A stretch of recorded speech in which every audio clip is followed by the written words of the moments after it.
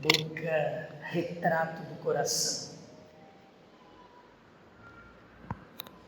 Pelo título, alguns que conhecem assim a palavra de Deus com mais intimidade já sabem do que vamos falar. Boca, retrato do coração.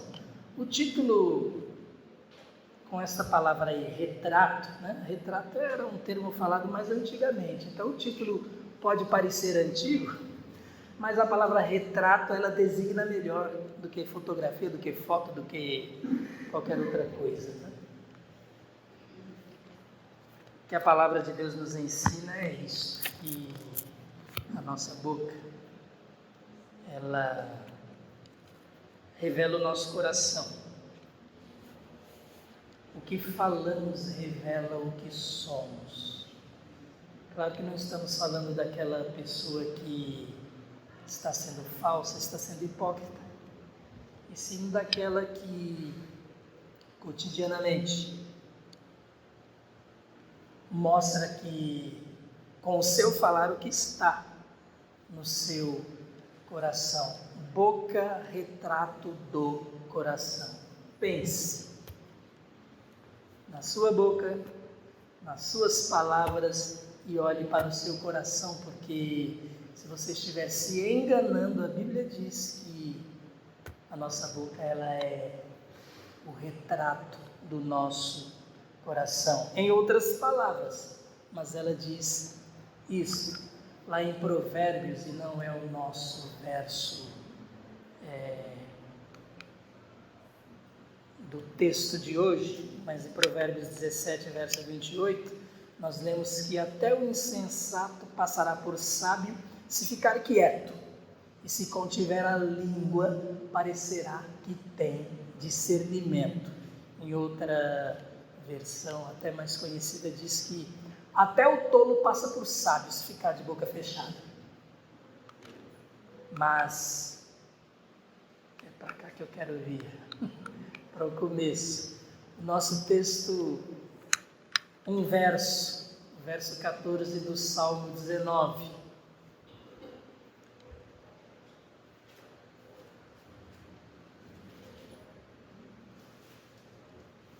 Verso 14 é o último verso deste salmo, do Salmo 19, e ele é uma oração do salmista, ele é uma oração do adorador.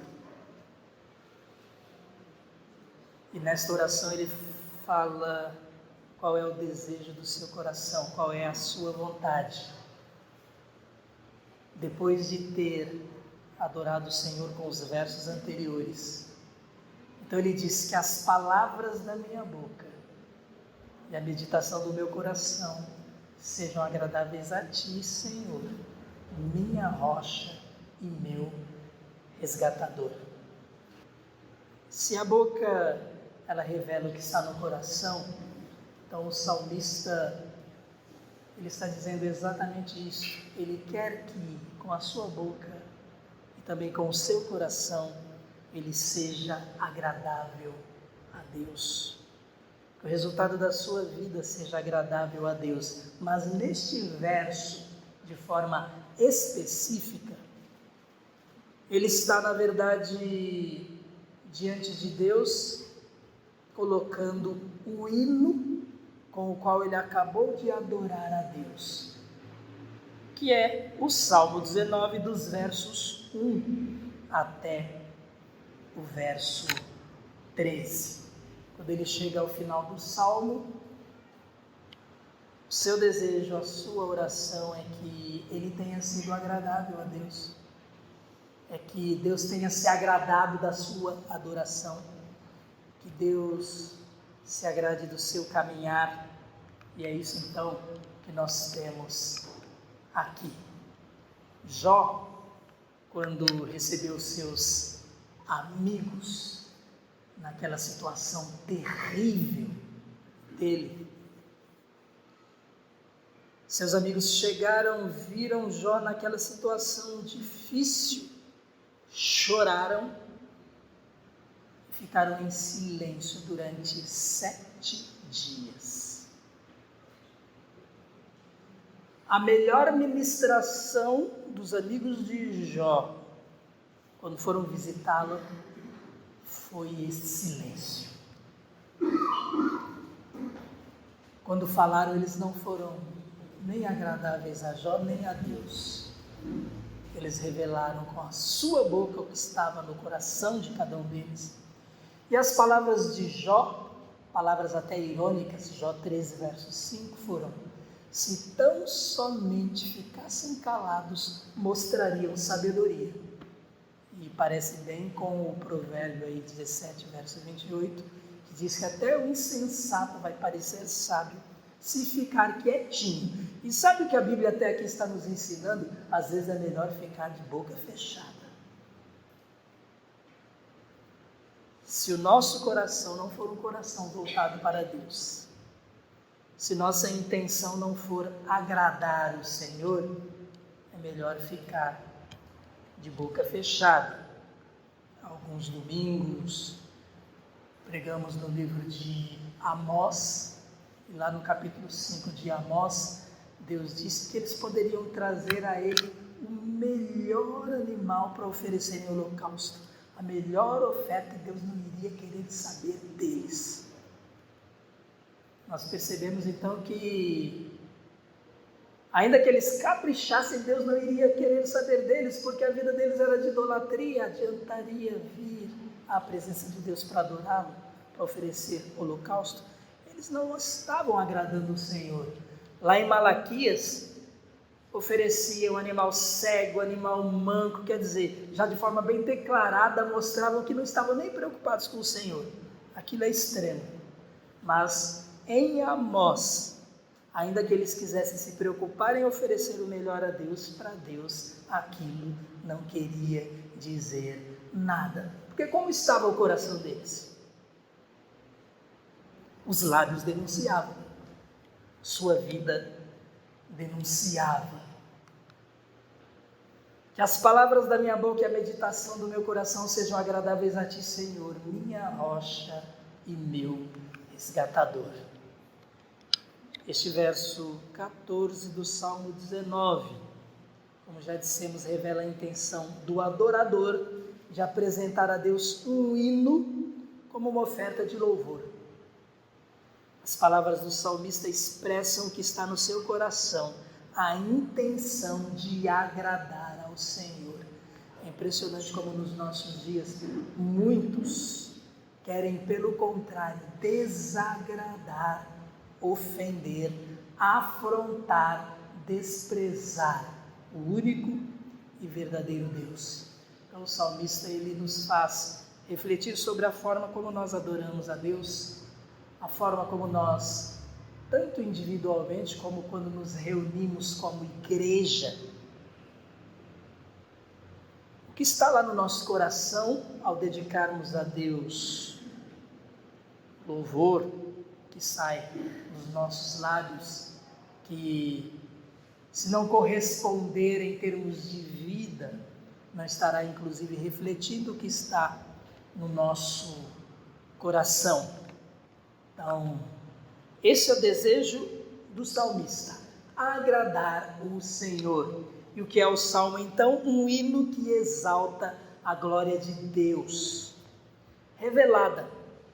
O salmista compôs uma poesia musicada, um hino, e ele canta este hino ao Senhor. Na primeira parte deste hino de louvor a Deus, ele menciona a criação que revela a glória de Deus.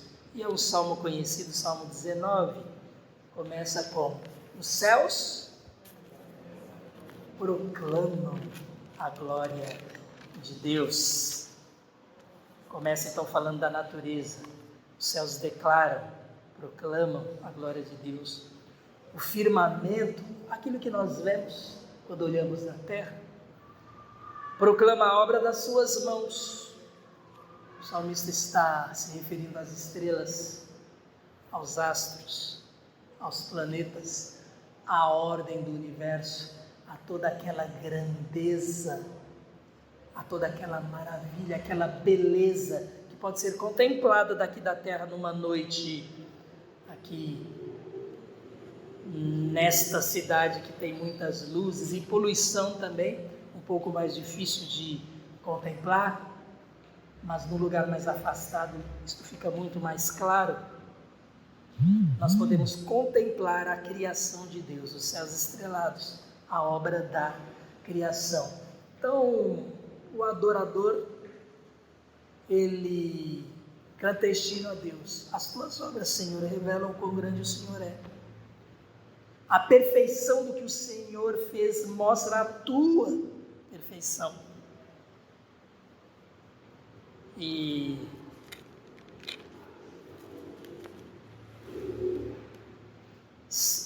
um dia fala disso a outro dia, uma noite o revela a outra noite. Sem discurso nem palavras não se ouve a sua voz, mas a sua voz ressoa por toda a terra e as suas palavras até os confins do mundo. Aquele universo daqui da terra silencioso, e nós sabemos que ele não é silencioso, né? As estrelas emitem sons, o sol emite som, e o salmista então adora a Deus, exalta o Senhor ao olhar para a obra da sua criação. Isso na primeira parte do Salmo. Na segunda parte do Salmo, de que forma ele adora a Deus? Através da palavra de Deus. Para nós, a Bíblia. Para ele, a lei do Senhor. Os preceitos, os estatutos do Senhor, que era o registro daquilo que Deus queria para o seu povo. Então, na primeira parte do Salmo 19, nós temos o salmista adorando a Deus em virtude da contemplação da criação. E na segunda parte, ele se volta para a palavra de Deus. No nosso contexto, para a Bíblia, que é a palavra de Deus. E ele fala do seu amor pela palavra, da sua alegria pela palavra, do quão preciosa é a palavra de Deus para ele. A lei do Senhor é perfeita, refrigera a alma. O testemunho do Senhor é verdadeiro. Ele vai dando qualidades àquilo que Deus deixou para nós, para que nós possamos agradá-lo, para que nós possamos servir de acordo com a sua vontade. Então, este é o salmo que tem duas partes. E é um salmo davídico. Nós vemos então ali o adorador diante de Deus, contrito, querendo que os seus lábios expressem realmente aquilo que está no seu coração. Então, o que é Deus para o salmista? No verso 14 nós lemos: minha rocha e meu resgatador. Para o salmista, Deus é rocha, força invencível, refúgio, fortaleza.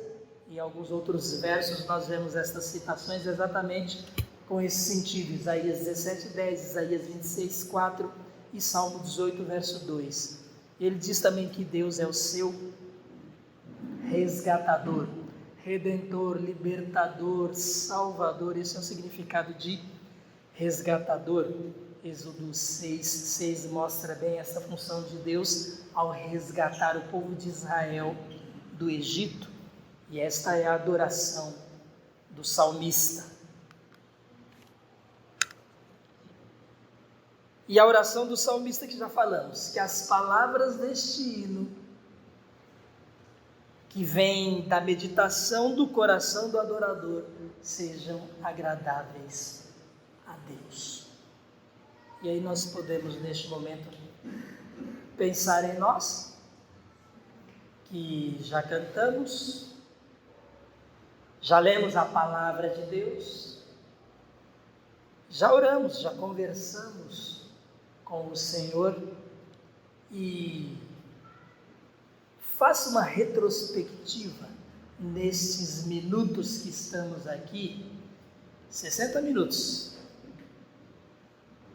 já faz uma hora, estamos aqui, começou o nosso culto a Deus.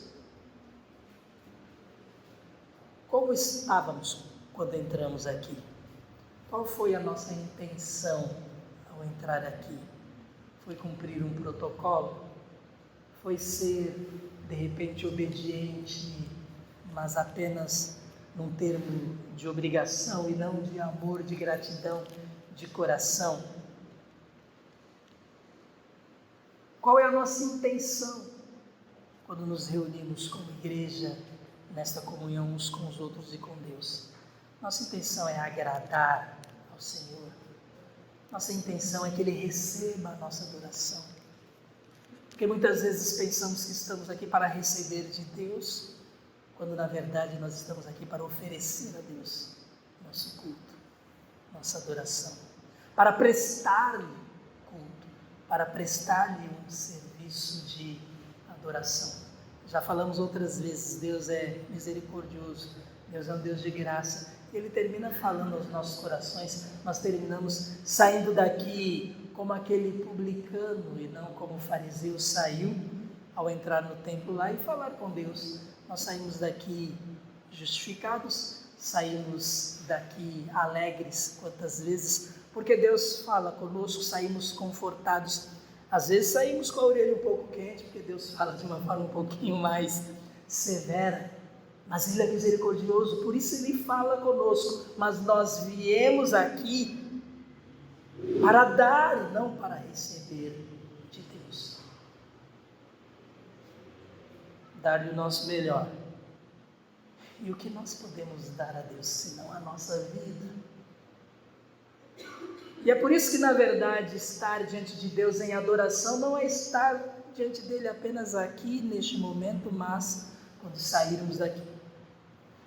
E antes de entrarmos aqui também já deveríamos estar na presença de Deus, com o coração e lábios desejosos de agradá-lo, de adorá-lo, de desejo de agradá-lo em nossa oração. Verso 14, nós vimos os termos palavras e meditação, boca e coração ligados. Nossa boca expressa palavras que, se forem sinceras, vêm do nosso coração, vêm da meditação que está no nosso coração. E aí nós paramos um pouco para falar sobre meditação. O que é meditação? Meditação, ela é a nossa concentração de espírito. Quando nós adoramos a Deus, quando nós pegamos a sua palavra para nela meditar, na prática, se houver verdadeira meditação, nós estaremos concentrados em espírito e em comunhão com o Espírito do Pai, para que Ele fale e nós possamos ouvir, possamos entender, possamos nos desenvolver, possamos crescer. Mas se a nossa meditação do coração não tiver nada a ver com Deus, e sabemos que há muita meditação por aí, né? Muita meditação a outros deuses, muita meditação em relação ao que tem, a preocupação de muitos, o foco mental, porque na adoração a Deus há concentração de espírito e foco mental. Nós estamos pensando em Deus, nós estamos voltados para Ele. No nosso dia a dia, qual é o nosso foco mental? Qual é a nossa concentração de espírito? Porque não deixamos de ser espírito ainda que somos carne. Temos uma parte espiritual que se relaciona e tem comunhão com o nosso Deus, que domina nossas vidas. Qual é a nossa meditação diária? Qual é o nosso foco mental no nosso dia a dia? A resposta vai inclusive nos sentir muito falhos quando nos apresentamos diante de Deus apenas aqui ou num momento específico na nossa casa. Porque podemos estar diante de Deus o tempo todo, no nosso dia a dia, nas coisas que fazemos, nas coisas que falamos, e é isso que vai inclusive fazer diferença também, mostrar quem somos no coração. Boca, retrato do coração. Porque se a sua meditação é na sua angústia, se a sua meditação é na sua ansiedade, se a sua meditação é na ofensa do outro em relação a você, ou se a sua meditação é nos bens que você tem, se a sua meditação está focada em toda e qualquer coisa que não seja Deus em primeiro lugar, a boca vai revelar o que está no nosso coração. Palavras de Jesus em Lucas 6, 45.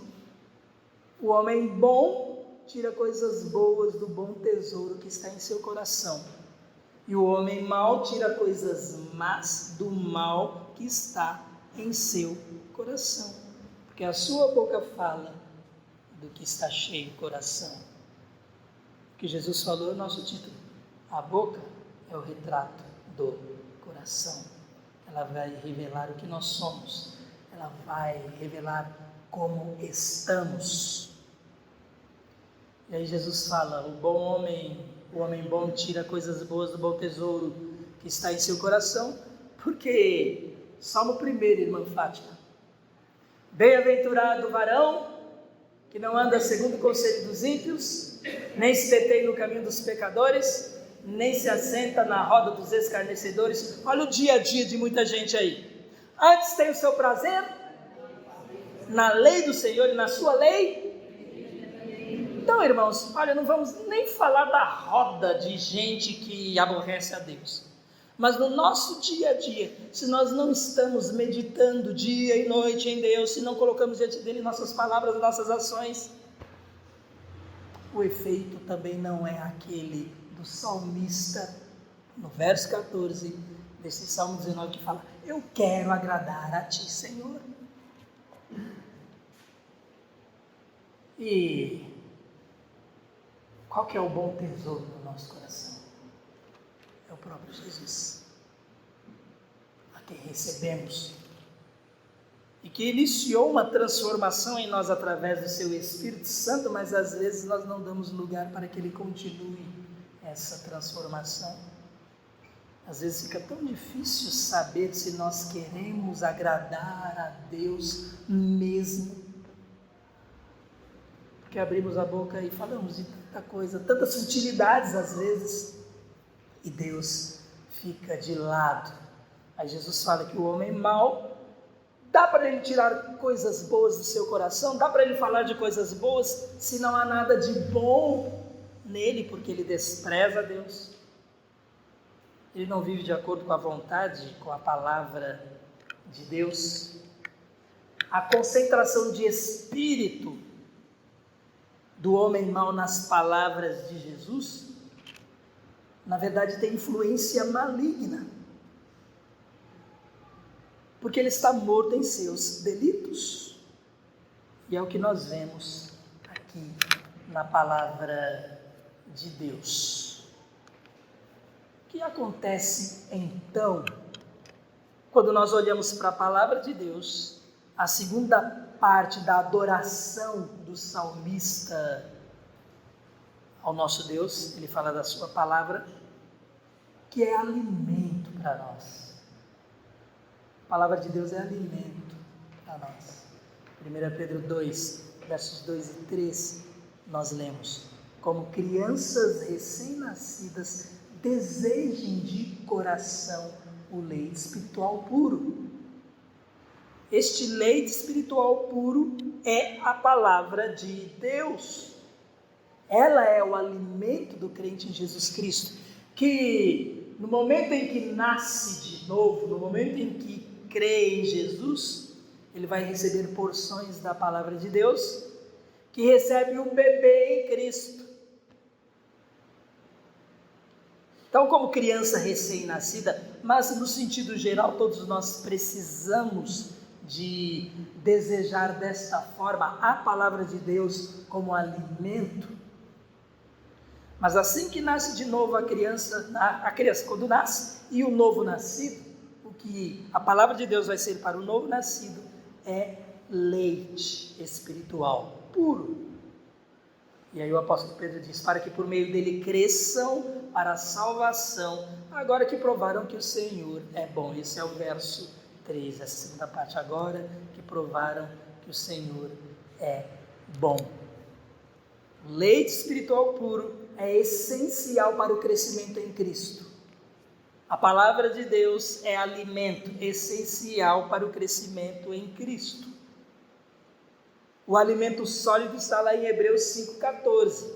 À medida em que o crente em Jesus Cristo vai recebendo mais da operação do Espírito Santo, ele vai se tornando maduro. Ele deixa a base bem iniciante bíblica aqui e recebe alimento sólido. Ele tem condições de, na maturidade cristã, entender outras questões. O que Pedro e a carta aos Hebreus estão falando aqui?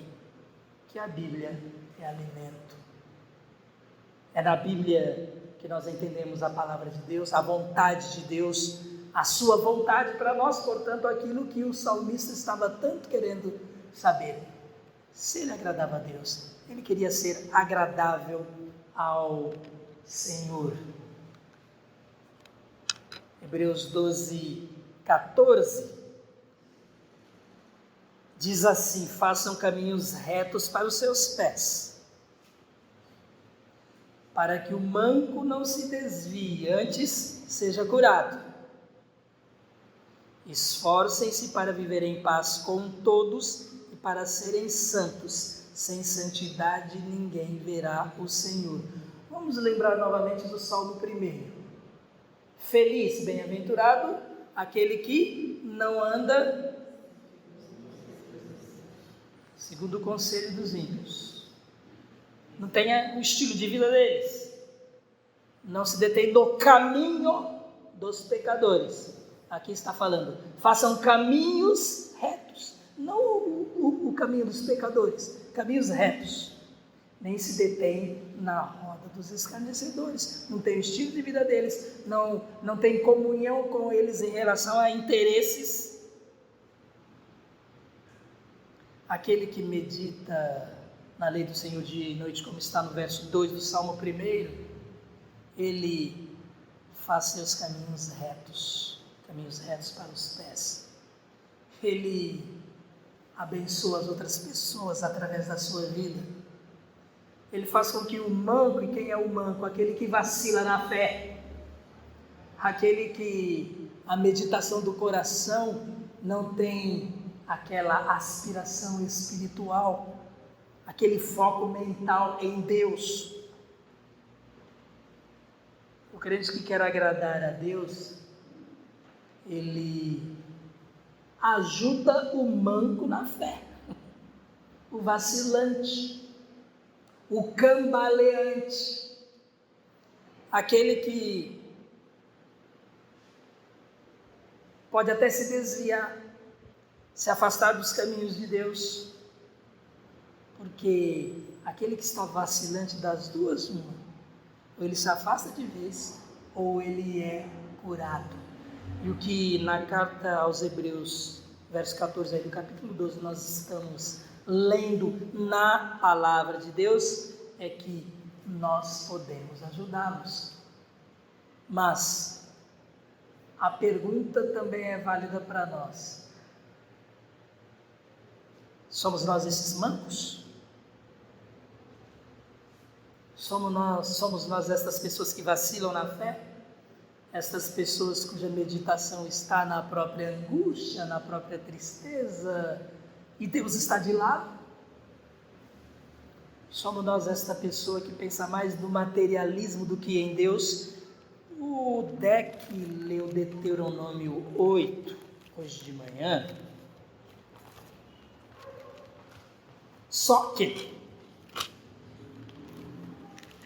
ele leu a primeira parte. Eu quero mostrar a segunda parte aqui de Deuteronômio 8, que fala sobre advertência contra a ingratidão.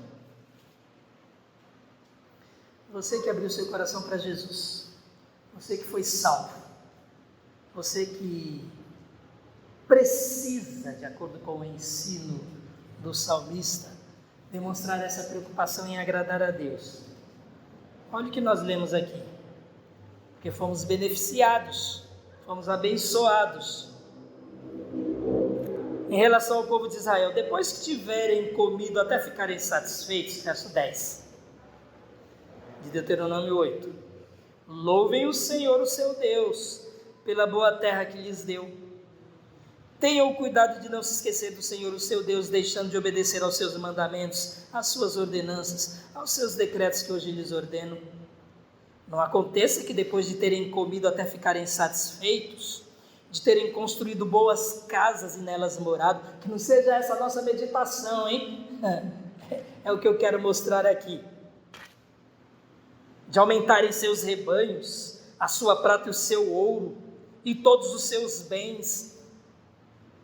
Ele diz lá, verso 12, não aconteça que, agora vamos para o verso 14, o seu coração fique orgulhoso, e vocês se esqueçam do Senhor, o seu Deus, que os tirou do Egito, da terra da escravidão, no nosso caso, que nos tirou do Egito espiritual, porque estávamos afundados em pecado, escravos do pecado, ele nos resgatou. Verso 15, ele, Deus, os conduziu pelo imenso e pavoroso deserto, por aquela terra seca, sem água, de serpentes e escorpiões venenosos. Ele tirou a água da rocha para vocês e os sustentou no deserto com maná, que os seus antepassados não conheciam, para humilhá-los e prová-los, a fim de que tudo fosse bem com vocês. Olha agora o verso 17, porque isto foi escrito para nós no que diz respeito à nossa realidade. Não digam, pois, em seu coração, não digam no coração, olha, vai escapar pela boca, porque a boca é o retrato do coração. A minha capacidade e a força das minhas mãos ajuntaram para mim toda esta riqueza. Mas lembrem-se do Senhor, o seu Deus, pois é Ele que lhes dá a capacidade de produzir riqueza, confirmando a aliança que jurou aos seus antepassados, conforme hoje se vê. Vou ler só até aqui, mas é muito interessante, especialmente esse verso 17. Não digam, pois, em seu coração, a minha capacidade, a força das minhas mãos. Sabe, as pessoas às vezes dizem, não, é a minha inteligência, não, mas eu mereci, mas eu isso, mas eu aquilo. Espera aí, Deus, que te deu a inteligência, que te deu a capacidade. Se você não usou a inteligência que Deus te deu, o vigor, o talento, você é um preguiçoso. Se usou, a glória deve ser dada a Deus. Quem de nós pode se vangloriar pelo QI que tem? Quem de nós pode se vangloriar pelo talento, pela vocação, pela facilidade que tem neste ou naquele assunto, naquele aspecto, neste ou naquele setor da vida profissional, por exemplo? Quem de nós pode se gloriar de qualquer coisa? Se tudo que temos recebemos de Deus. Quando fazemos isto, qual é a meditação do nosso coração? Não é Deus. Não é agradar a Ele, fazer sua vontade. Quando nós nos afundamos nos nossos sentimentos, nas coisas que nós queremos, deixamos de lado aquele que precisa estar em primeiro lugar, como esperamos que Ele nos satisfaça realmente, e não em relação ao que achamos que é o melhor para nós. E aí nós lembramos do Salmo 119, verso 105. Lâmpada para os meus pés é a tua palavra e luz para os meus caminhos, ou para o meu caminho. E olha como é sério isso.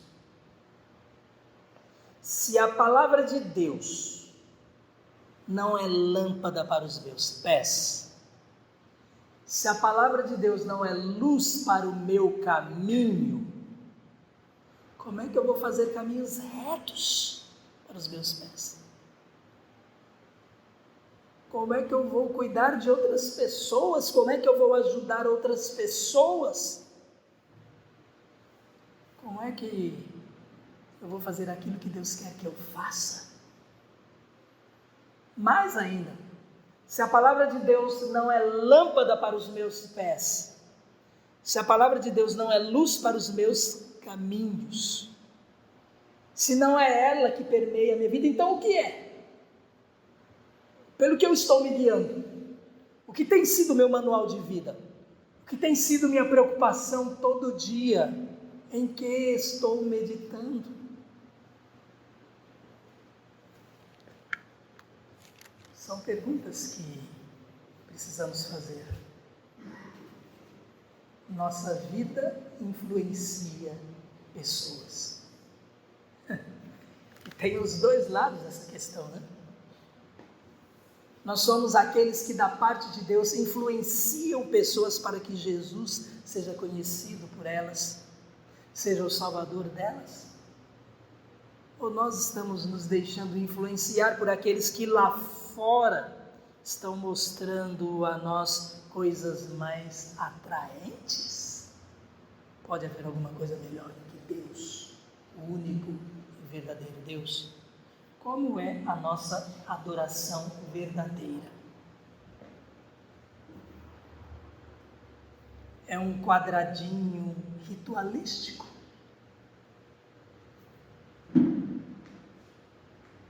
O Luiz Saião, ele tem umas tiradas assim bem interessantes. Eu admiro muito o pastor Luiz Saião, porque ele é autoridade reconhecida internacionalmente em termos de linguística, o hebraico especificamente, também o grego. Autoridade na Bíblia, na palavra de Deus. Tem aquele monte de títulos, fala com uma simplicidade. Se comunica de uma forma assim, tão fácil de ser entendida. E ele disse algo que eu achei muito interessante. Ele falou: vocês já repararam que as crianças não chegam perto de pessoas que têm cara de quem chupou limão azedo?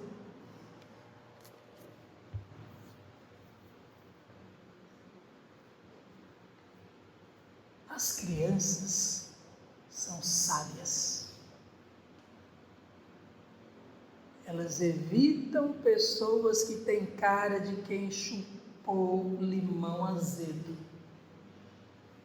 Ah, como nós precisamos ser como crianças.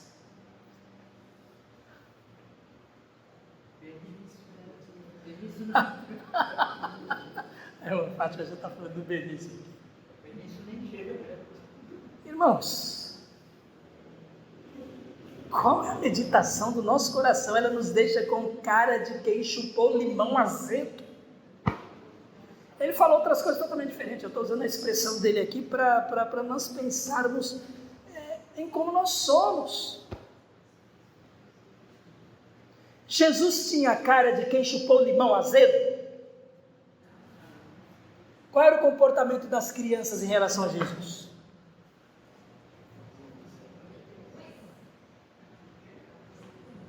Eu vou chegar primeiro. E aí os apóstolos, aqueles que tinham cara de quem chupou limão azedo, falaram: não, aqui não vai bagunçar, não, peraí. Jesus, opa, peraí. Vocês têm que ser como elas. E nós achamos que as crianças perturbam. E Jesus nos dá lição. Nós deveríamos ser os maduros e nos controlar para nos concentrar, foco mental. E ficamos pensando, olhando as circunstâncias, o ambiente, em relação à nossa vida como um todo. E aí nós precisamos olhar para o nosso interior para ver como anda a nossa meditação, porque nossa boca vai expressar o que nós somos lá dentro. É o que nós aprendemos na palavra de Deus. Lâmpada para os meus pés é a tua palavra e luz para os meus caminhos. Olha, esta é uma afirmação. É assim na nossa vida? É uma afirmação na nossa vida? Se a Bíblia não é lâmpada para os seus pés, o que é lâmpada para os seus pés? Se não é ela que ilumina os seus caminhos, que preceitos, que princípios de vida estão guiando os seus caminhos?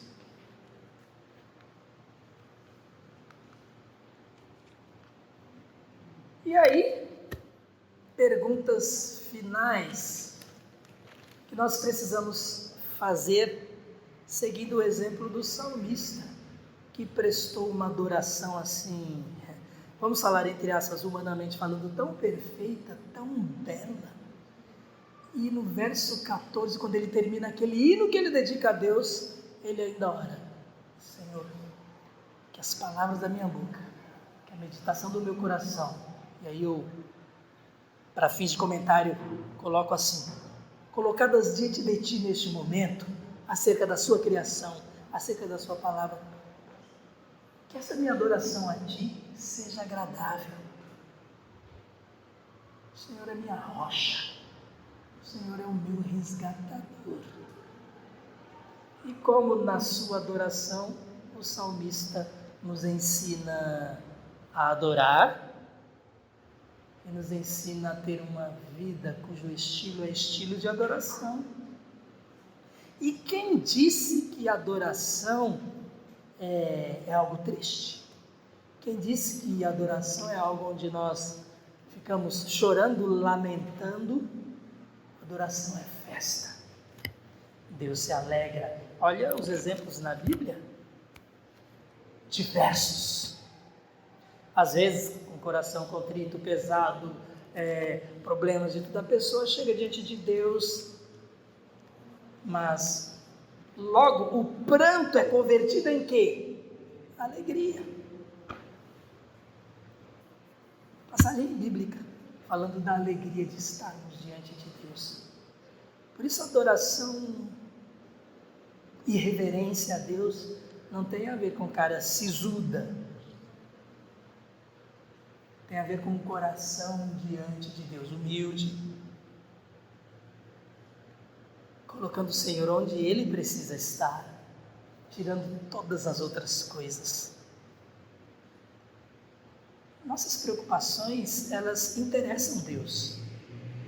Nossos problemas interessam Deus. Nossa dor interessa Deus.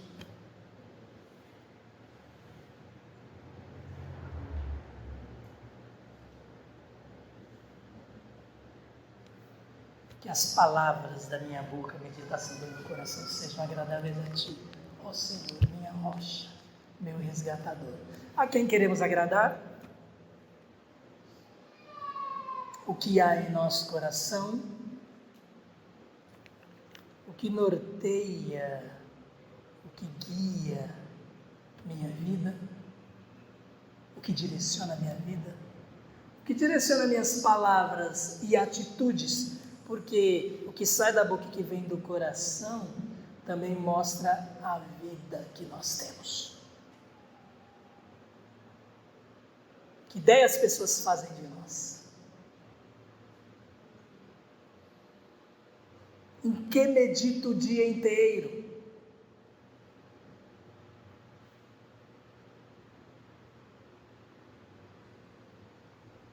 No investimento que está bombando?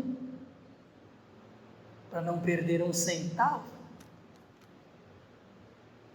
Nas preocupações do dia a dia? Isto é maior do que o nosso Deus? Qual é a minha concentração de espírito e o meu foco mental? Não é à toa que lemos em Colossenses: pensem nas coisas que são de cima e não nas que são daqui. Busquem as coisas que são de cima.